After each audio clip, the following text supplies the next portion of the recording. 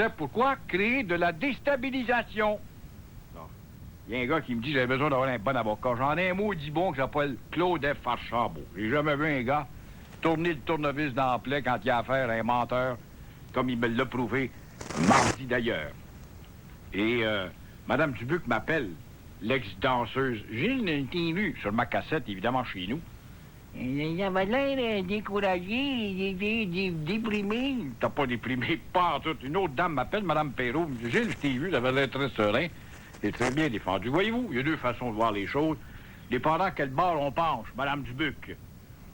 En 1980, il aurait été intéressant de connaître l'opinion de Momo des culottes Park-Hall dans votre sondage sur les batteries de cuisine, car il a vendu pendant longtemps des batteries de cuisine. Oui, c'était il y a un siècle, vous avez raison, mais Momo n'a pas d'opinion.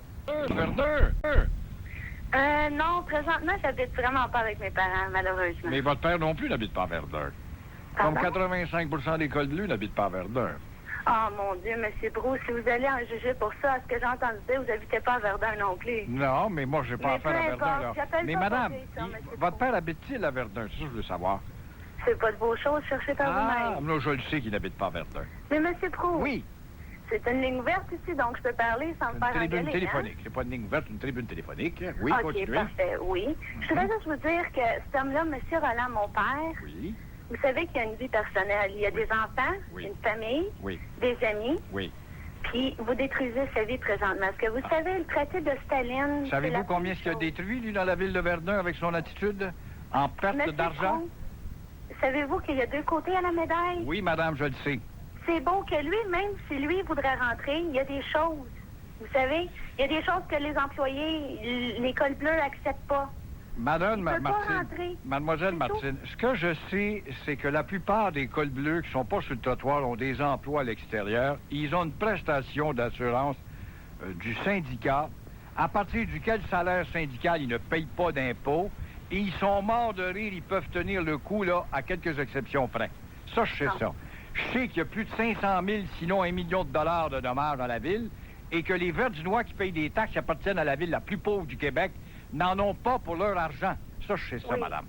Mais M. Proulx, c'est pas envers mon père que vous devriez faire ça. Vous devriez regarder M. Bossé puis pas lui donner le crédit comme vous faites. M. Bossé a déjà eu droit à mon traitement pendant des mois de temps. M. Bossé, dans ce cas-ci, dit le syndicalisme doit être révisé et à cet égard, il a mon appui. Ce qui s'appelle public et parapublic se doit de réviser son attitude dans le syndicalisme. Bon. C'est ça. C'est pas du tout comme ça, M. Proulx, mais je fais juste vous dire que vous ne devriez pas détruire la vie de mon père comme ça. Alors, franchement, de le traiter de Staline. Mais oui. Dire que il a une mentalité de Staline, une mentalité stalinienne. C'est croix ou meurt. Non, Martine, quand il dit dans un restaurant qu'il dit à Filiatro, alors que Filiatro le suppliait à genoux en ondes mercredi, les cols bleus, là, vous avez tout ce que vous voulez, ont été au bord d'une entente, m'avait appelé ce matin, demain c'est réglé. Puis qui dit dans un restaurant, écoute-moi bien, c'est moi qui va décider quand est-ce qu'il va rentrer, ça s'appelle du stalinisme. Savez-vous pourquoi que les cols bleus n'ont pas rentré? Pensez-vous que c'est vraiment la faute de mon père? Parce que vous venez de me dire qu'il y a d'autres gens derrière lui. Alors, c'est à lui des congédiés du syndicat. S'il se fait manipuler par des petits staliniens derrière lui, qui est congédié? Il n'y a pas personne. Monsieur Proulx, il n'y a pas personne qui est Staline. C'est juste le droit des travailleurs. Que je l'ai appelé un obtus, un dictateur, un étroit d'esprit ou un Staline, c'est la même affaire, mademoiselle. Qu'est-ce que ça change que je l'appelle Staline? OK, je vais l'appeler un têtu. Je vais l'appeler un têtu. Qu'est-ce que vous me répondez? Votre père est un têtu. Qu'est-ce que vous répondez, là? C'est moins grave que Staline, M. Proulx. Mais c'est un mot de têtu, ça fait 18 mois que ça dure. Au radio, M. Proulx. Traiter quelqu'un de Staline, c'est très grave. Puis moi, c'est mon père, puis je le prends pas parce que je le connais encore plus que vous. C'est un homme public, il peut s'attendre à se faire associer des images. Comme on m'en associe régulièrement. Moi, je suis un Adolf Hitler, puis un Mussolini, puis un fasciste, puis un nazi, puis je suis habitué. Et puis ça me fait même plus mal, je récupère tout ça, puis je ris de ça. Oui, mais qui est pas capable de faire ça, là, il est mieux de décoller de son emploi, madame. Monsieur Proulx, la différence, c'est que vous, c'est vrai. C'est le seul problème.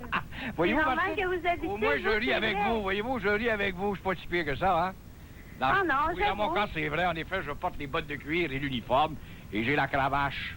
Vous avez bien raison, Martine. Sincèrement, vous défendez les mauvaises personnes. C'est juste ça que j'avoue. Je défends les payeurs de taxes. C'est terrible, hein? Ben, mon père, c'est un payeur de taxes. c'est ce Oui, que je mais il sache. n'habite même pas dans Verdun. Et il a un emploi qui le met à 30, 32, voire 38 au-dessus du syndiqué provincial. Le Est-ce que sais-tu, vous ça? savez, monsieur Prou, mon père est peut-être en grève, mais c'est la première fois que je le vois vraiment pas. Il travaille des 60 heures semaine, essayer de régler cette grève-là. Ça fait 1 an et demi qu'il est pas à la maison. Oui. Bon, Bon, il alors- travaille fort, il essaye Oui. fort de la Ben régler, oui. cette grève-là. Alors, il a peut-être fait son temps comme président, qui cède sa place à un autre.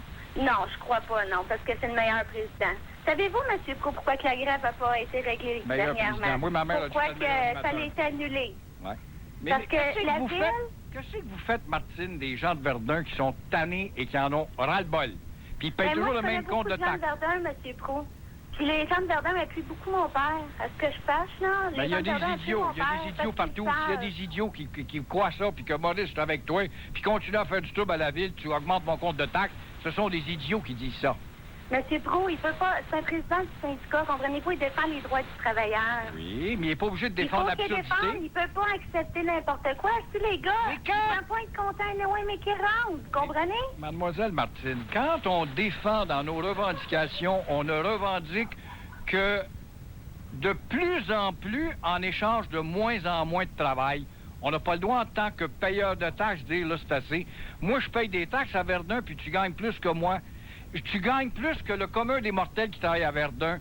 C'est-tu normal, ça?